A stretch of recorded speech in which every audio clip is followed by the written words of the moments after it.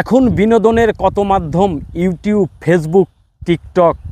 আপনাদের সবার কাছে প্রশ্ন আমার, মনের শান্তি আছে কি ঠিকঠাক? মনের শান্তি সবসময় ঠিকঠাক থাক বা না থাক, কিন্তু এই মুহূর্তে আমি যে জায়গায় আছি এখানকার প্রাকৃতিক পরিবেশ এবং আবহাওয়ার যে অবস্থা, তাতে এই মুহূর্তে আমি কিন্তু বেশ শান্তিপূর্ণ পরিবেশে শান্তিতেই আছি। এবং এই দিকে একটু দেখেন কি পরিমাণ আকাশে মেঘ জমেছে। অল্প সময়ের মধ্যেই হয়তো বৃষ্টি নামবে, ভিজেও যেতে পারি, কারণ আশেপাশে এখানে দাঁড়ানোর মতো কোনো বাড়িঘর কিছু। আসসালামু আলাইকুম, কেমন আছেন? আলহামদুলিল্লাহ ভালো। এই গ্রামের নাম কি? জালসুকা।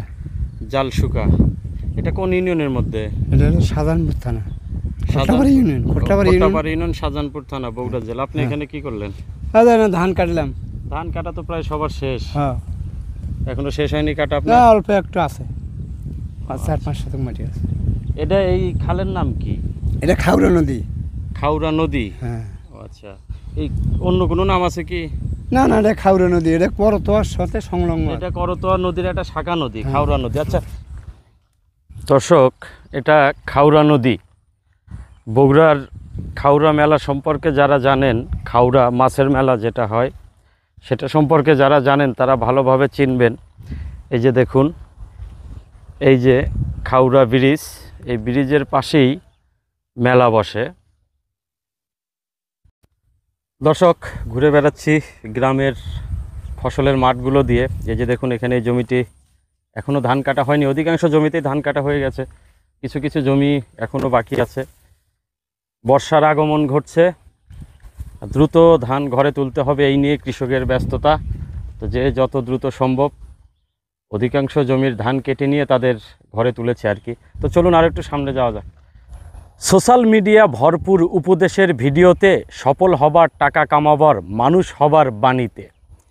দেখেও সবাই, শোনেও সবাই, কাজের ফাঁকেও অবসরে, চলতে ফিরতে খাইতে নিয়ম করে, ঘুমানোর আগেও পরে।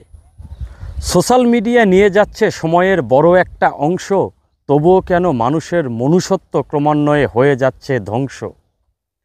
অজানাকে জানতে সবাই খুঁজতো আগে পুস্তক, এখন সবাই সবার আগে সার্চ দেয় ইউটিউব। পুস্তক ছিল না সহজলভ্য, থাকতো না সবার সংগ্রহে, তবুও মানুষ খুঁজে নিত অজানাকে জানার আগ্রহে। অধিকাংশ পুস্তকেই বাণী ছিল গল্প কথার আড়ালে, বুঝতো সবাই মানুষ হবে বেশি পুস্তক পড়ালে। এখন হাতের মুঠোয় বিশ্বদ্বার, উপদেশের বাণীতে ভরা, তবুও কেন বাড়ছে হানাহানি, বাড়ছে মনুষ্যত্বের খরা। এখন বিনোদনের কত মাধ্যম, ইউটিউব, ফেসবুক, টিকটক। আপনাদের সবার কাছে প্রশ্ন আমার, মনের শান্তি আছে কি ঠিকঠাক? দর্শক, মনের শান্তি সবসময় ঠিকঠাক থাক বা না থাক, কিন্তু এই মুহূর্তে আমি যে জায়গায় আছি এখানকার প্রাকৃতিক পরিবেশ এবং আবহাওয়ার যে অবস্থা, তাতে এই মুহূর্তে আমি কিন্তু বেশ শান্তিপূর্ণ পরিবেশে শান্তিতেই আছি। এই যে আমার পিছনে দেখতে পাচ্ছেন ছোট্ট একটি পাহাড়, আশেপাশে ফসলি মাঠ, এবং এই দিকে একটু দেখেন কি পরিমাণ আকাশে মেঘ জমেছে। অল্প সময়ের মধ্যেই হয়তো বৃষ্টি নামবে, ভিজেও যেতে পারি, কারণ আশেপাশে এখানে দাঁড়ানোর মতো কোনো বাড়িঘর কিছু নেই। তো চলুন এই ছোট্ট পাহাড়টির উপরে উঠি। ওই যে দেখুন উপরে ছোট্ট একটি গাছ আছে, এখানে দাঁড়িয়ে আশেপাশের সৌন্দর্য একটু উপভোগ করব। আসুন।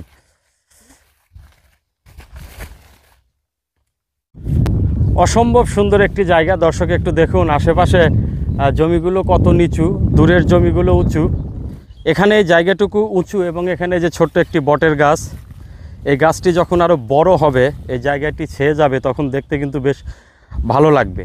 আশেপাশের এই যে জমিগুলো নিচু দেখতে পাচ্ছেন, এই জমিগুলো এক সময় এই জমির মতোই ছিল।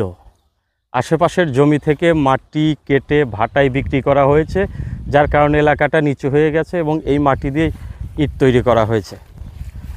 দেখুন আরেকবার দেখায় মেঘের কি অবস্থা। দেখুন এই পাশে একদম কালো অন্ধকার হয়ে আসছে। বেশি সময় এখানে থাকবো না, চলে যাব। দর্শক, জালসুকা খাউড়া নদীর তীর থেকে আমরা ফিরে যাচ্ছি। দেখুন চারপাশের আকাশটা একটু দেখাই, কেমন একটা মেঘ একটা ভয়ঙ্কর রূপ ধারণ করছে।